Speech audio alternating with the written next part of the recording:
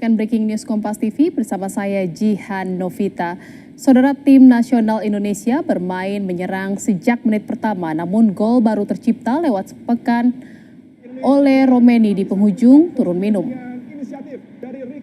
Ricky Kambuaya bermain impresif saat dipercaya Kluivert menjadi starting line up skuad Garuda.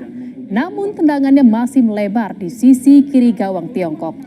Peluang juga didapat oleh Romeni, namun tendangannya masih belum mencapai target. Indonesia akhirnya memecah kebuntuan melalui titik putih pada menit ke-45 setelah Ricky Kambuaya dijatuhkan di kotak penalti. Romeni yang menjadi algojo sukses menjalankan tugasnya.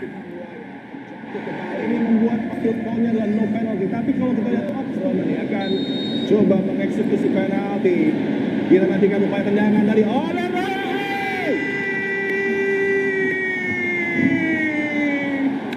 Hingga laga, hingga gol awal babak kedua, tendangan penjuru dari. Di babak kedua, saudara, timnas Indonesia mendapat tekanan dari Tiongkok. Namun Emil Audero tampil apik setelah berhasil menahan tendangan jarak jauh dari pemain Tiongkok.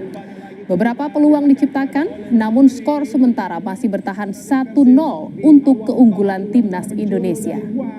Sangat berbahaya, Emil Audero keluar untuk mengamankan situasi. Peluang berikutnya dia LPSI kepada Verdong. Umpannya lagi coba diarahkan kepada. Saudara, Wakil Presiden Gibran Raka Buming Raka nonton bareng bersama warga Kota Solo, Jawa Tengah. Nobar digelar di jalanan depan Balai Kota untuk menyaksikan laga Indonesia melawan Tiongkok dalam lanjutan kualifikasi Piala Dunia 2026. Sejumlah jalan di sekitar Balai Kota juga ditutup untuk mengakomodir nonton bareng ini. Supporter optimistis Indonesia bisa menang dengan minimal selisih 2 gol.